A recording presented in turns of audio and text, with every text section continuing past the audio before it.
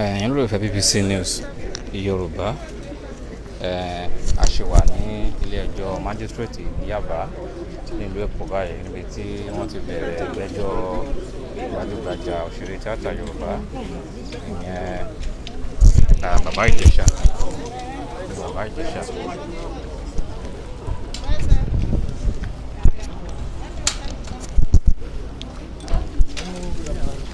Move back. The cameraman, please. Yeah, we're ready. Okay. For record purpose, kindly introduce yourself. Are you sorry? Oh, well, we are Barrister and my learned colleague, Eugene Ogunbiyi Oluseyi, we are counsel for Olariwaju James, aka Baba Ijesha. Okay, so what was the judgment today? Well, the version of the case today, the case we are told this morning that they were arranging in magistrate court, and so we have to be here this morning. And yesterday we made application for bail because, as you can see, his health has really deteriorated, and the DPP, Ministry of Justice, NBA, and the police, the process of the congestion of courts. The judicial staff, were on strike for so long, and that now made the prison cells to be really jam-packed. So the Lagos State now took the initiative of decongesting the courts. So my client was a beneficiary of that gesture when it was granted bail. Then on the 17th of May 2021. But unfortunately, the bail condition, part of which were met because we asked to pay a bail bond in the sum of 500,000 naira with the court's registry account, which we did. Then the second bail condition was a blood relation of fees, so that was readily available. But the third condition is the minimum of level 16 officer from Lagos State Civil Service has been the problem.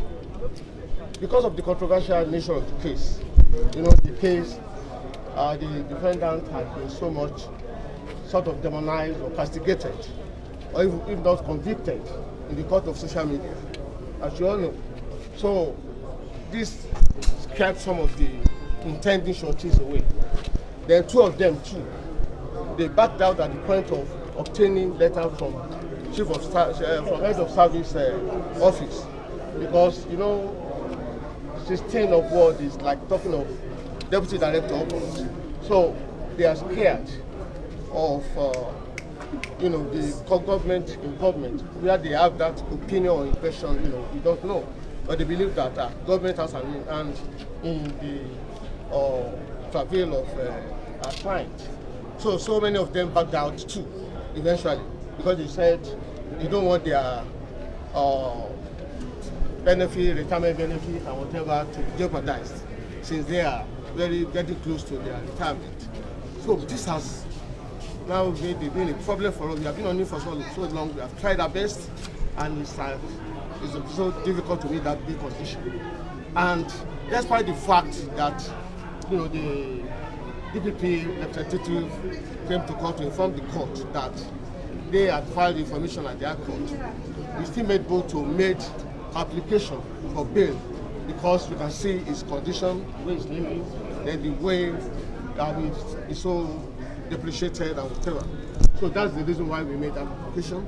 But we knew as well, that the court... The sitting today, has it been granted bail? And what I heard about no, it was the case being handed over to the High Court. Yes.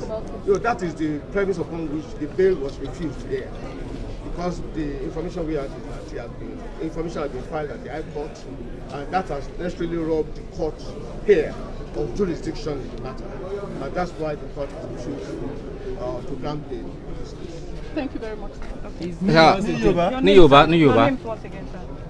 Káyọ̀dé Ọlábíọ̀nà. Ní Yorùbá. Káyọ̀dé Ọlábíọ̀nà lórúkọ mi. Kejì mi ta jọ àpíà. Jane Ògúnbíyì Olúwaṣèyí. Kí ló ṣẹlẹ̀ nínú ìgbẹ́jọ́ Ọlárẹ̀wájú Omiyinka ní kòtò? Nǹkan tó ṣẹlẹ̀ ni pé àárọ̀ iná sọ fún àgbà message, I think yesterday night, very late yesterday night. Ó pẹ́ lálẹ́ àná lọ́pẹ́ wá pé kéèsì wọ́n máa gbé ìgbẹ́jọ́ wá sí láyúwá ní magistrate court láàárọ̀ yìí. So pàtàkì wá sí magistrate court náà ni. Báwo ni ìgbẹ́jọ́ náà ṣe wá lọ báyìí?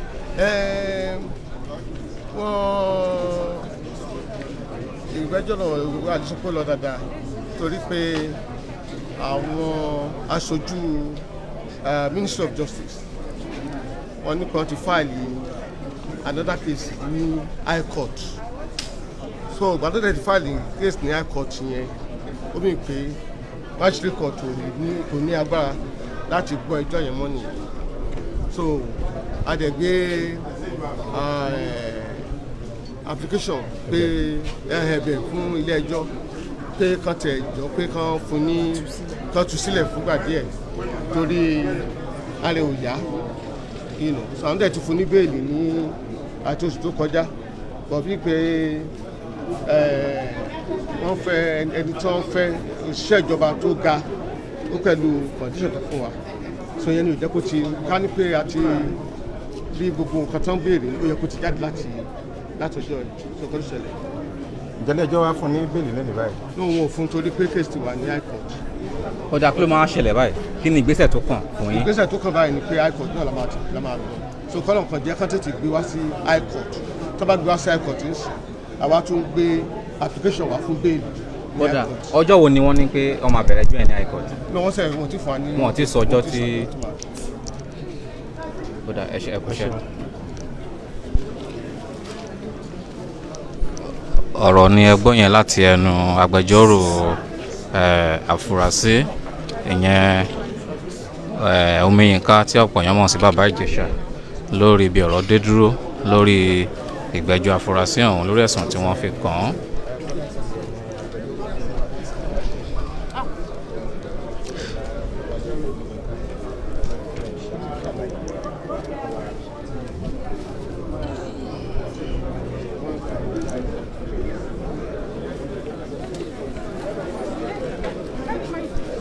Ó ti bá wa sọ̀rọ̀ lẹ́yìn tí àfúrásì náà lẹ́yìn tí ó farahàn níwájú adájọ́ magistrate ti Yaba ní ìlú Èkó tí a wà yìí. Wọ́n agbẹjọ́rò ìjọba àti agbẹjọ́rò ẹni tí wọ́n fẹ̀sùn kàn náà ni wọ́n jọ fọ̀rọ̀ jomitoro ọ̀rọ̀. Àwọn méjèèjì dẹ̀ sọ ọ̀rọ̀ tó wà lẹ́nu wọn. Agbẹjọ́rò ìjọba sọ wípé wọ́n ti kọ̀wé láti gbé ẹjọ́ náà lọ sí ilé ẹjọ́ gíga ìyẹn tí a mọ̀ sí High Court ti ìpínlẹ̀ Èkó, ṣùgbọ́n agbẹjọ́rò bàbá Ìjẹ̀ṣà òun náà sọ fún adájọ́ magistrate náà pé ara oníbàárà wọn ò dá, ó ní àsìkò tó lò ní àhámọ́ tí wọ́n fi sí ó ní kò jẹ́ kó gbádùn dáadáa, nítorí náà ó ní kí adájọ́ ní kó jọ kó jàre kó tú oníbàárà wọn sílẹ̀. Ṣùgbọ́n adájọ́ sọ pé níwọ̀n ìgbà tí wọ́n ti níwọ̀n ìgbà tágbẹjọ́rò ìjọba tó ti kọ̀wé pé kí wọ́n gbé ẹjọ́ náà lọ sí ilé ẹjọ́ gíga, ó ní ilé ẹjọ́ gíga náà ni wọ́n máa gbé ẹjọ́ ọ̀hún lọ báyìí. Ṣùgbọ́n agbẹjọ́rò àfúrásì ó ti ní pé báyìí àwọn yóò lọ sí ilé ẹjọ́ gíga ìyẹn High Court, ṣùgbọ́n adájọ́ kò gbà kí wọ́n tú bàbá Ìjẹ̀ṣà sílẹ̀ lọ́wọ́ yìí. Ilé ẹjọ́ magistrate ti Yaba nípínlẹ̀ Èkó náà ni a ṣì wà níbi tí ìgbẹ́jọ́ gbajúgbajà òṣèré tíátà Yorùbá tí ọ̀pọ̀ èèyàn mọ̀ sí bàbá Ìjẹ̀ṣà níbi tí ó ti wáyé.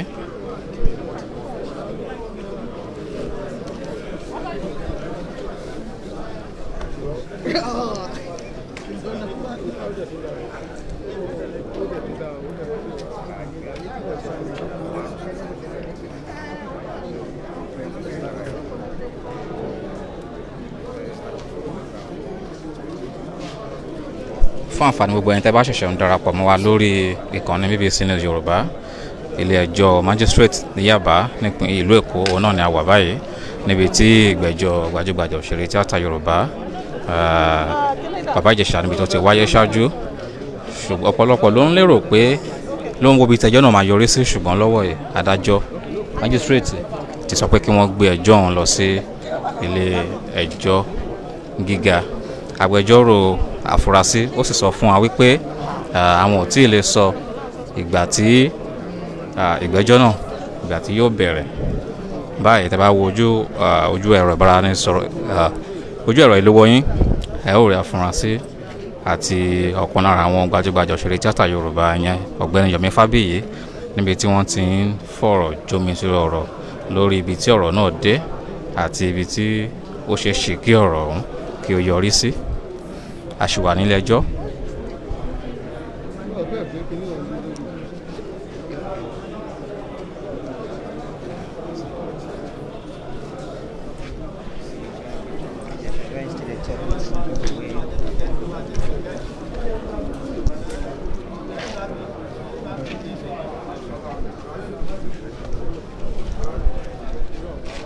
Àfúrásì ẹni tí ọ̀rọ̀ kàn òun náà ni ẹ̀ ń wò lọ́ọ̀kan tó wọ aṣọ aláwọ̀ búlúù òun náà ni ẹ̀ ń wò yẹn.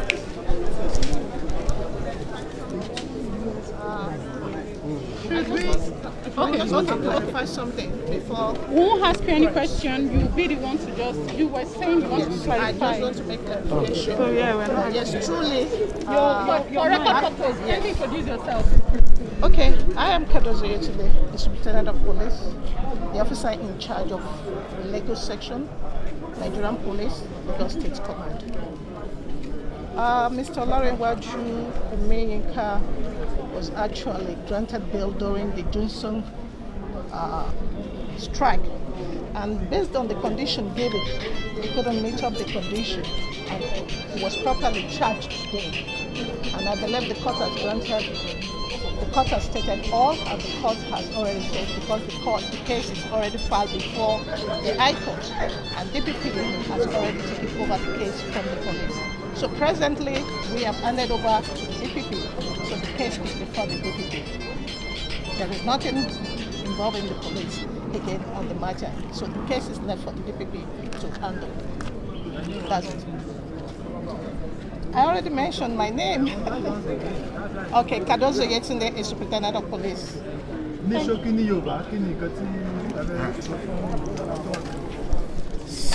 Ṣé ẹ ní bínú torí Yorùbá mi? Ẹ sọ bẹ́ẹ̀ ṣe máa ń sọ. Okay, ohun tó ṣẹlẹ̀ ni pé during the strike, actually the Attorney General and the CJ and the NGOs agreed in order to decongest the cell, and it was among those people we put before the magistrate. So nígbà yẹn àwọn magistrates tí wọ́n jókòó for condition tí wọ́n fún level 16 on level 16 tí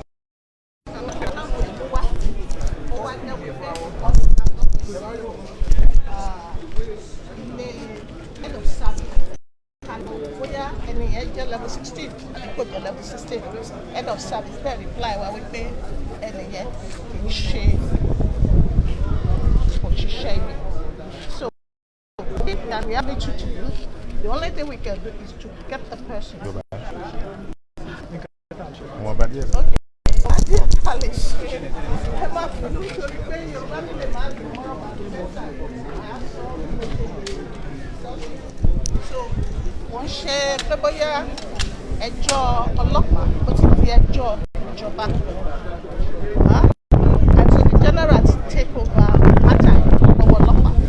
So adájọ́ dẹ̀ ti give rulings lẹ́nu pé kí wọ́n yìí fi sí ọ̀dọ̀ ọlọ́pàá náà tí wọ́n máa fi gbé ẹjọ́ yẹn lọ sí ẹjọ́ gíga láti High Court. So a máa dúró de ìjọ tí adájọ́ fi sí wọ́n tó lè gbé lọ. Adájọ́ sọ pé wà lórí àpáta wa ní pàtì. So ọ̀tọ̀ wa ló máa wà títí ìjọ tí adájọ́ ṣọ́tí ẹ̀. lórúkọ yẹn. Okay, my name is orúkọ mi ni Yetunde Adozo, a superintendent of police, the OC Legal Lagos State Commerce, Nigerian Police Force. Thank you very much. Thank you very much, madam. Thank you. Mr. Yomi, ṣàlè bá yín sọ̀rọ̀. Àbẹ́ ká sọ̀rọ̀ pé ká tó wọ kóòtù nìyẹn. Àti wọlé ẹjọ́ àti jáde. Kílẹ̀ lè sọ fún wa nípa ìgbẹ́jọ́ tó wáyé lẹ́nu. Ẹ mọ̀ báwọn òyìnbó tó máa ń sọ ọ́nù kọ́ọ̀tù yẹn ó máa ń nípọn. Àmọ́ nǹkan tẹ́mi kọ́ rèé ni pé, like I said, ilé ẹjọ́ is the last hope for the common man.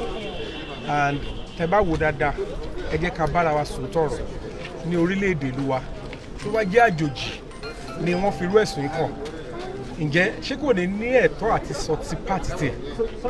Ṣé by now kò ní ní ẹ̀tọ́ láti ní at least that temporary freedom until he is adjudged innocent? If tí a bá ń fi irú nǹkan báyìí hàn sí gbogbo àgbáyé pé nǹkan tá à ń ṣe fún àwọn ọmọ tó jọmọ olúwa ará àta ò ní wá. Ẹ bá gbogbo adára kò sẹ́ni tó lọ́rẹ̀ ń Senegal, lọ́rẹ̀ ń Kenya, àwọn wá. We have been isolated as a people because àwọn kan máa ń rò pé àwọn ò ní tẹ̀lé rule of law, àwọn máa lo agbára tiwọn láti fi sentiment kan lọ́ fi ń ṣẹjọ́. Ignorance is not an excuse under the law. Kò tí yẹn tẹ́yìn ò bá dẹ̀ ṣọ́ra ní tẹ́ bá ti ń sọ pé ẹ fẹ́ lo fair hearing, tẹ́ abuse human rights, ẹ lè dispense justice. And ẹ má gbàgbé pé ọ̀tọ̀ ni kéèsì tó bá dórí social media, ọ̀tọ̀ ni kéèsì tó bá lọ court. We have to be careful and understand that the only way we can achieve peace and progress is to allow for the rule of law, human rights. Tẹ́ bá ti yọ human rights kúrò ní àwọn ìlú America, London, Germany, Canada, ìlú yẹn ti padà di 7th world country. Tá bá fẹ́ tẹ̀síwájú, tẹ́ fẹ́ dá Nàìjíríà padà, ẹ yọ emotions kúrò torí tẹ́ bá sọ pé okay, come fẹ́ ní bail. Bail does not actually mean you are innocent. But unfortunately, majority of àwọn ọ̀dọ́ tó wà, wọ́n believe pé tá bá ti fún yàn bail, ẹni yẹn ti jàre. Àwọn tá rò pé kàwé gan, wọ́n tún tẹ̀lé irú àwọn ọ̀rọ̀ bẹ́ẹ̀ yẹn. Ẹjọ́ báwo la yẹ fẹ́ tẹ̀síwájú? Báwo la ṣe fẹ́ jẹ́ káwọn olórí gan ṣe wá dáadáa? So lábẹ́ bó tilẹ̀ wù kó rí bá ṣe ń sọ yìí, ẹni tẹ́ ń fẹ̀sùn kàn for 2 months gbogbo yín ti ń slam ẹ̀ tí ní àǹfààní àti gbọ́ tẹnu ẹ̀. Is that a just mi fẹ́ mọ industry tó wà? Is that how justice is being dispensed? So gbogbo ìtàn sọ yẹn ẹ wò lẹ́yìn ikú sáré it is now time for every individual mi fẹ́ mọ iṣẹ́ tó ń ṣe, you must understand the nitty-gritty of human rights. That will allow you tí ọlọ́pàá bá discharge iṣẹ́ wọn to protect human rights citizen ẹ rí pé àti ẹ̀ ti bínú fún aráàlú máa nira torí pé wọ́n tẹ̀lé òfin tí kóòtù bá ṣe the same thing tí wọ aráàlú sẹ́ni kejì tó bá respect right ẹni kejì ẹ rí pé kò ní sígà wàá máa lọ lóyìnbó 50 years. I've been going to England for the past láti 2005 almost 17-18 years.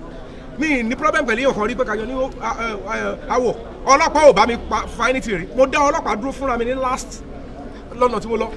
Ẹ ti ẹ̀ bá mi sọ̀rọ̀, I want to speak to police. What do you want to say? I just want to talk. You don't have to talk to me. You've not done anything. Because you are treated only a bí èèyàn bí ìwádìí délùú bàbá mi kàn máa ṣe mí bí ẹranko ìdíre tó jẹ́ pé ẹlòmíì ò ní mọ̀ wọ́n máa dáwó jọ wọ́n á tún mú pálí wọ́n á tún mú lọ ṣọ́ọ̀ṣì àbí mọ́ṣáláṣí olúwa jẹ́ kọ́ ọmọ mi sá kúrò olùbà bẹ́ẹ̀ jẹ́ ó lọ ṣerú lóyìnbó nítorí pé ráìtì a máa ń pamọ́lẹ̀ ní ìbá ṣe wà ń bí ìsìn àwọn tí ó mọ̀ kan àwọn tí mọ̀ wọ́n kúrú wọ́n á ní wọ́n ń pè rape apologies rékìrí kan gbogbo bẹ̀rẹ̀ kéèsì ìgbà tó bẹ̀rẹ̀ ariwo rape lọ pariwo ariwo pedophile láàrin èmi àti ẹ jẹ́ kí n sọ̀rọ̀ bí ẹlẹ́ran ara torí pé mo rí pé ọ̀pọ̀lọpọ̀ sọ̀rọ̀ ń pa ẹ̀ tẹ́ bá wo ẹni yìí wọ́n pè wá ni wọ́n wá sẹ́tìlẹ̀ tó bá jẹ́ pé lóòótọ́ ló fẹ́ kí àwọn ọmọ Nàìjíríà gbà pé ẹni yìí ó pedophile ni ó máa ń bọ́mọ kékeré sùn jọ báwo ni o ṣe máa sẹ́tì èèyàn tó pè ń pedophile o máa sẹ́tì ẹ̀ pẹ̀lú grown teenager báwo ni pedophile ṣe fẹ́ wá attracted fún ẹni tó ti bàlágà báwo ló ṣe fẹ́ wá attracted sí.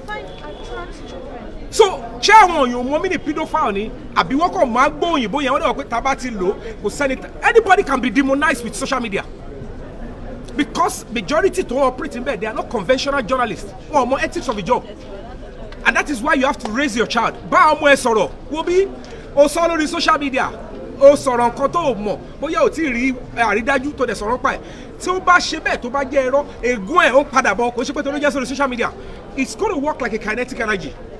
A just society will be calm. Wàá farabalẹ̀ tó bá ní ìmọ̀ tó tó ẹ dáadáa tó bá gbọ́ ẹjọ́ well nǹkan tó sọ yìí ẹ̀sìn tó fi kọ́ ẹ ní títí tó máa fi parí tó máa fi ṣe ìdájọ́ allegedly ló ṣe máa sọ. Suspect ló máa kọ́ nítọ̀. So with this that you just said now, does it mean that you are in support of government regularizing social media? No, everything that we have in this country is being regularized by government. But I would never support abuse of human rights on social media. Everybody, but unfortunately, àwọn gross human rights abuse. English. Okay. I'm going. So, I'm translate. The basic honest truth is that our conduct as the masses is one of the reasons why we will fall into the hand of the government trying to regulate and trample on our rights.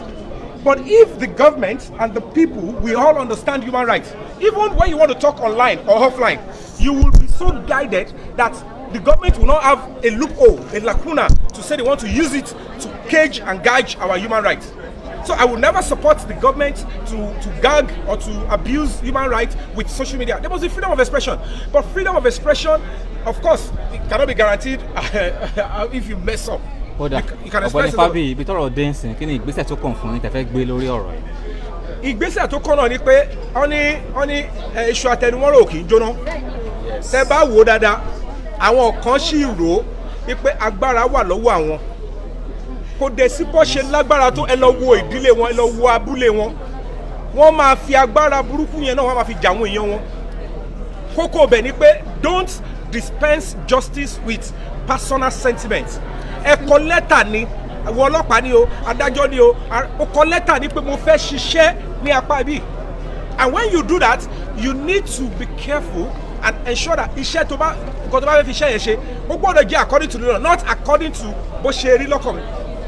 If his judgment is being delivered on sentiment, gbogbo wa la máa wà lẹ́wọ̀n, gbogbo wa la ní jẹ́yàn. So gbogbo àwọn tó ní ṣe pẹ̀lú human rights, we need to look into it. At the end of the day, tẹ́ni ìbá jẹ̀bi, tẹ́ bá fún lẹ́tọ̀ọ́ ẹ̀, tẹ́ fún bail, tẹ́ fún ní right to life. He has right to life. Gbogbo àwọn kò mí ìpè tó bá ti wá tẹ́ni bá déwájú arábàkà tó bá jẹ̀bi wọn ní sọ pé ó jẹ̀bi. Kí wá ló wá ń kọ́ wa lójú ta ọkọ̀ fẹ́ ṣèdájọ́ fọkọ́ tó ṣe ìdájọ́. Ibi tẹ́mi ń lọ nìyẹn because nígbà tẹ́ bá ti sọyàn tẹ́ ti sọ di ẹranko tẹ́ ti ṣe mọ́kùmọ́kù báwo lẹ ṣe wá fẹ́ wá ṣèdájọ́ who are you as an individual lẹ́yìn tó ti lo òfin ní ọ̀nà kejì tó fi ṣe ìkà o ṣètò wá fẹ́ fi òfin o fẹ́ ṣe lọ́nà tó tọ́ ẹ jọ is that not counterproductive? Thank you very much. All right. Okay, I really do.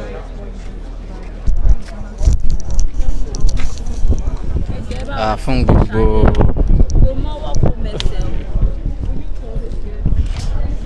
So far so good. I have not spoken to the media. Mo ti sọ̀rọ̀ sí media. Kí lorúkọ yín? Orúkọ mi ni Ewatomilola Ayeni. And the person in question, ẹ̀gbọ́n mi ni. And lásìgbà tí ọ̀rọ̀ ti ṣẹlẹ̀, mi ò tí wá sórí social media. No, ọkùnrin. Ìyẹn Bàbá Ijesha. Àbúrò Bàbá Ijesha ni. Àbúrò Bàbá Ijesha ni mi. What does that mean? Ewatomilola lorúkọ mi. Ewatomilola kí ni? Ayeni. Yeah, I'm a niece to him. Oh, okay. So ẹ jọ̀ọ́, mi ò tí sọ̀rọ̀ lórí social media. Gbogbo àwọn tó mi ò ready àti dárúkọ. But nǹkan tẹ́mi mọ̀ ni wípé ẹ̀san máa ké o. Ẹ̀san máa ké. Àwọn ìjọba dẹ̀kẹ̀dẹ̀rẹ̀ kan gbìyànjú kí ẹlẹ́ṣẹ̀ kó má kú sípò ìkà. Because agbẹ́jọ́ ẹnìkan dá àgbò òṣìkà ni. Kí ẹlẹ́ṣẹ̀ kó má kú sípò òṣìkà o. Torí nǹkan tí ó ṣẹlẹ̀ yìí kò mọwọ́ kò mẹsẹ̀. Káwo náà kí yóò gbéyàn pé lágbájá wa ẹ̀dẹ̀ set kámẹ́rà. Gbogbo nǹkan tẹ́ ti ní pé kọ́mọ yẹn ṣe ni ó ń ṣe. Fún ẹni yìí lórí ọ̀fẹ́ àti ẹ̀ ti sọ̀rọ̀ kẹ́ ẹ gbọ́ títí ẹ̀. Ó wà ń bẹ̀ nísìn ara ẹ̀ ò yá. Kò ní freedom, kò lè jáde. He can't do anything, it's just useless. The family too are useless, we can't do anything. Because we cannot leave our family to be in pain and we are happy. Kò possible. Ògbóná ilé wa nìyẹn kò dẹ̀ gbọ́dọ̀ wo. Mi ò ready àti dárúkọ anybody. I am not ready to mention name and I'm not going to mention name. But this person, tó bá yẹ pé ní tòótọ́, ní pé Ìjẹ̀ṣà ṣe nǹkan tó ṣe, ìyá ìyàwó ẹ̀ wà ń bíbá, ìyá ìyàwó ẹ̀ ò ní support ẹ̀ o. Defilement tán pariwo 7 years ago tí gbogbo èèyàn bá mọ nǹkan tó ṣẹlẹ̀ sí Ìjẹ̀ṣà tí àwa ẹbí ò lè sọ síta. Ṣùgbọ́n tẹ́ bá ṣe ríyàn pé ó wàṣọ tẹ́ ń rí nínú fíìmù ẹ̀rọ pé ó ń live perfect life. ìjọ mélòó la fẹ́ lọ máa rojọ́ tèmi fún pé báyìí ni tó ṣe ṣẹlẹ̀ báyìí ló ṣe ṣẹlẹ̀ tá la fẹ́ ro tiwa fún. So these things has been happening that we have been keeping it in the family thing, and you decide to bring it to the public, and we are ready. Ṣé princess yìí fúnra rẹ̀ ṣó ti sọ iye ìgbà tóun fúnra rẹ̀ ti bá aṣọ sí wọ̀wọ̀ níwájú Ìjẹ̀ṣà pé kí Ìjẹ̀ṣà bá òun sùn? Torí pé Ìjẹ̀ṣà dájẹ́ ò lè jà ṣùgbọ́n olóòbúrò tó gbójúlé o. Ó ní òye ìgbà tí princess yìí fúnra rẹ̀ tó máa pe Ìjẹ̀ṣà pé ẹ níbo lo wà mo sí ọbẹ̀ ọ̀fadà tán. Baálé ilé tó níyàwó káṣí ẹ̀gbà tó yàwó òsì Nàìjíríà ó dẹ̀ mọ̀ pé yàwó ẹ̀ wà ń bẹ̀ ó ní àbúrò ó lẹ́gbọ̀n. You claim to be a friend to somebody and you are also the enemy. Why are you a friend enemy to him? You said this person is your friend, you said you helped him, you said you this. Nígbà tí Ìjẹ̀ṣà lọ ṣe WAEC, ṣó mọ bí sí Ìjẹ̀ṣà ti ṣe WAEC? Torí you came to the social media and said ṣé ẹ̀ṣẹ̀ ni pé o help ẹ lọ sí school. When Ijesha did WAEC, I drove him down to where he did his WAEC in Ikorodu. And you are claiming as if Ijesha depend on you. Please, I am begging the social media, I am begging the entire Nigeria, I am begging the government. Gbogbo ìjọba ni mo bẹ̀. Kọjọ, kí wọ́n jẹ́ ká fi ọwọ́ ká fi wo kíní ìdára ká farabalẹ̀ ká wo ẹ̀ṣẹ̀ yìí pé Ijesha kò lọ́wọ́ kò lẹ́sẹ̀ ní nǹkan tó fi ṣe. Okay, when you Bayomi said earlier, when you call somebody a pedophile, you should understand pé ẹni yìí ọmọ kékeré nìkan ló máa interest ẹ. Yes. Not àgbàlagbà. I have lived with him all my life. Kò dẹ̀ fọwọ́ kàn mí rí. At least I'm a distant family to him. He could say we are not born of the same father and the same mother, and he should abuse me. But he never did so. He made me who I am today. I am who I am because of God and because of him. So tó bá yẹ pé èèyàn tó ń bá ọmọ kékeré sùn ni àbí nǹkan ṣe kíní kan a ti máa gbọ́ ìròyìn ẹ̀. But torí pé wájú kíkẹ́ wọ́n fẹ́ dún ẹ̀wọ́n fẹ́ tánìṣì méje. Ṣé ti bá Ìjẹ̀ṣà sọ̀rọ̀ báwo ni wọ́n ṣe ń tọ́jú wọn sí níbi tí wọ́n fi wọ́n sí láàmú? Kò síyàn tí ó ní ìtọ́jú nínú àhámọ́ torí kò ń ṣe lè bàbá ẹ̀ kò dé ṣe lé ẹ̀. Kò síyàn tó máa tì mọ́nú ilé tínú ẹ̀ máa dùn. Abọ́sibọ́sí pé kò rí ìta kò rọrùn kò rí anything.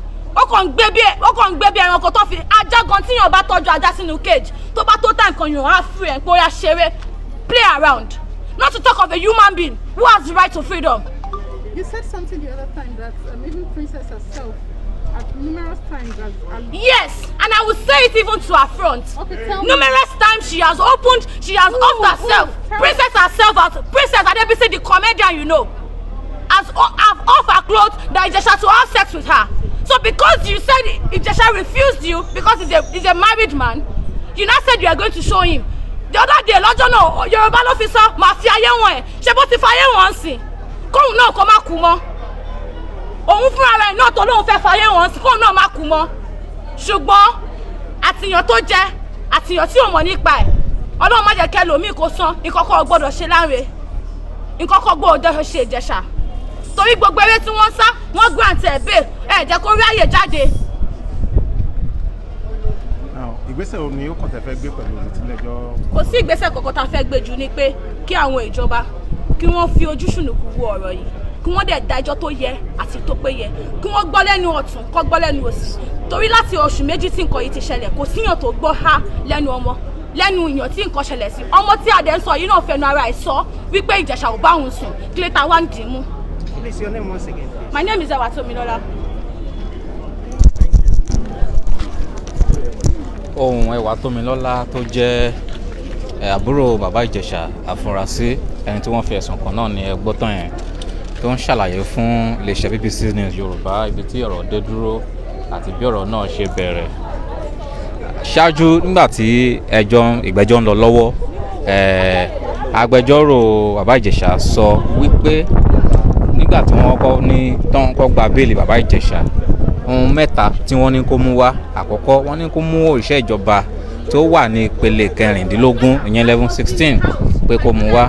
Ẹ̀kejì wọ́n ní kó tún mú owó ẹgbẹ̀rún lọ́nà ọgọ́rùn-ún náírà márùn-ún pé kó mú wá 500,000 naira pé kó mú wá gẹ́gẹ́ bí owó béèlì gẹ́gẹ́ bí ohun tí agbẹjọ́rò bàbá Ìjẹ̀ṣà sọ. Nínú ohun mẹ́ta tí wọ́n ní kán mú wá yìí onídùúró nìkan ni wọn ò rí, ìyẹn ẹni tó jẹ́ òṣìṣẹ́ ìjọba tó wà ní ìpele 16 ìyẹn level 16.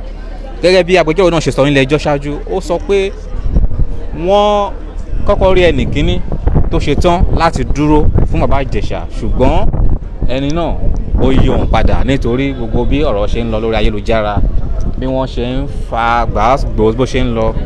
Wọ́n sì lè dárúkọ òṣèré tíátà kan tó tún jẹ́ ojúgbà bàbá Ìjẹ̀ṣà tí wọ́n ní ó ń pariwo lórí ayélujára. Gẹ́gẹ́ bí ohun tí wọ́n sọ, ẹni náà ní òun ṣe onídùúró mọ́ nítorí ọ̀rọ̀ tó ń lọ. Wọ́n ní wọ́n tún rí ẹlòmíràn, ṣùgbọ́n ẹlòmíràn yẹn tún sọ pé òun tún ṣe onídùúró mọ́. Ìdí rèé tí wọn kò ṣe ráyè gba béèlì bàbá Ìjẹ̀ṣà ṣáájú. Ṣùgbọ́n báyìí agbẹjọ́rò bàbá Ìjẹ̀ṣà wá sọ fún adájọ́ májísírèètì náà pé ó jọ̀ọ́ kó jàre nítorí pé ara bàbá Ìjẹ̀ṣà yóò dá pé kó fi sílẹ̀ nítorí ìlera ara rẹ̀, wípé kó fi sílẹ̀. Ṣùgbọ́n adájọ́ ní pé ọ̀rọ̀ náà ó ti kúrò ní kàwọn nítorí pé àwọn tó ń ṣiṣẹ́ ní ẹ̀ka ètò ìdájọ́ fún ìjọba ní ìpínlẹ̀ Èkó wọ́n ti kọ̀wé pé kí wọ́n gbé ẹjọ́ náà, pé kí wọ́n gbé lọ sí ilé ẹjọ́ gíga. Gift, you got that number? You got that number?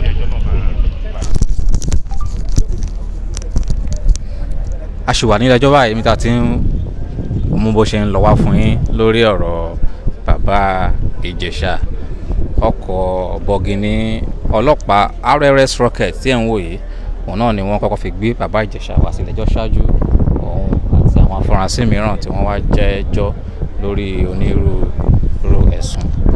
Gẹ́gẹ́ bí ohun tí a mọ̀ ṣáájú, adájọ́ májísírèètì ní Yaba níbi tí a wà yìí ti sọ pé àwọn ò tí ì lè fi bàbá Ìjẹ̀ṣà sílẹ̀ lọ́wọ́ yìí o, nítorí pé ẹjọ́ náà wọ́n ti fẹ́ gbé lọ sí ilé ẹjọ́ gíga ti ìlú Èkó. Nítorí náà ó ní kò sí ní ìkáwọ́ òun láti fi sílẹ̀, ṣùgbọ́n ó fi kún pé níbi tí wọ́n máa lọ fi sí ní àhámọ́ ọlọ́pàá ní pàǹtí, wípé kí wọ́n rí dájú pé wọ́n fún un ní ààbò tó péye. Ó tún ní kán tó fún un ní ìtọ́jú tó péye bákan náà, nítorí pé ọmọ Nàìjíríà ni àti pé kì í ṣe ẹranko, àti pé níwọ̀n ìgbà tí ẹjọ́ ò tí ì sọ pé ó jẹ̀bi ẹ̀sùn tí wọ́n fi kàn án, ó lẹ́tọ̀ọ́ lábẹ́ òfin láti pé kí wọ́n ṣètọ́jú rẹ̀ gẹ́gẹ́ bó ti tọ́ àti bí ó ṣe yẹ. Iléeṣẹ́ BBC News Yorùbá ló ń jábọ̀ fún yín láti ilé ẹjọ́ magistrate ti Yaba ní ìlú Èkó, níbi tí wọ́n gbé bàbá Ìjẹ̀ṣà wá, níbi tí wọ́n ti bẹ̀rẹ̀ ìgbẹ́jọ́ rẹ̀ lórí ẹ̀sùn tí wọ́n fi kàn án wípé ó bá ọmọdé tí ò tí tọ́jọ́ orí rẹ̀ kò tí tó 18 wípé ó ní àṣepọ̀ lọ́nà àìtọ́. Bàbá Ìjẹ̀ṣà ti fojú balẹ̀ ẹjọ́, ó ti dúró sí iwájú adájọ́, ó ti sọ̀rọ̀, agbẹjọ́rò rẹ̀ sì ti sọ̀rọ̀. Bákan náà ni agbẹjọ́rò ìjọba òun náà ti sọ ohun tójú rẹ̀ tó. Ṣùgbọ́n níbi tọ́rọ̀ dé báyìí, wọ́n ti ní kán taari ẹjọ́ náà lọ sí ilé ẹjọ́ gíga, ìyẹn High Court tìlú Èkó. Wọ́n ti ní kán gbé ẹjọ́ náà lọ síbẹ̀. Bó bá ṣe máa jẹ́, a ó tún máa fi tó yín létí bó bá ṣe máa jẹ́.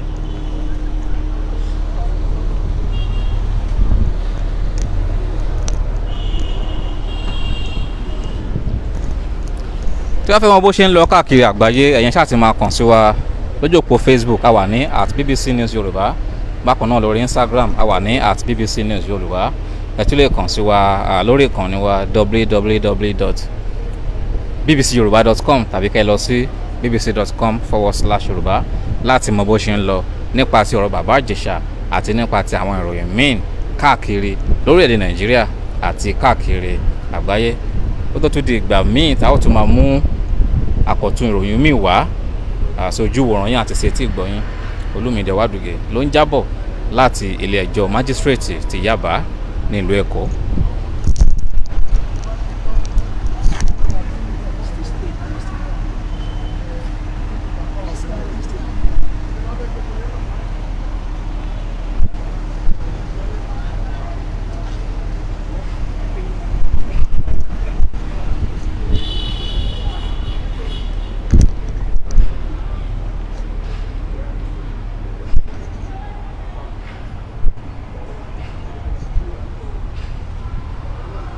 A ṣì wà nílé ẹjọ́ yìí o. A ṣì wà nílé ẹjọ́ yìí o, ṣùgbọ́n à ń padà bọ̀.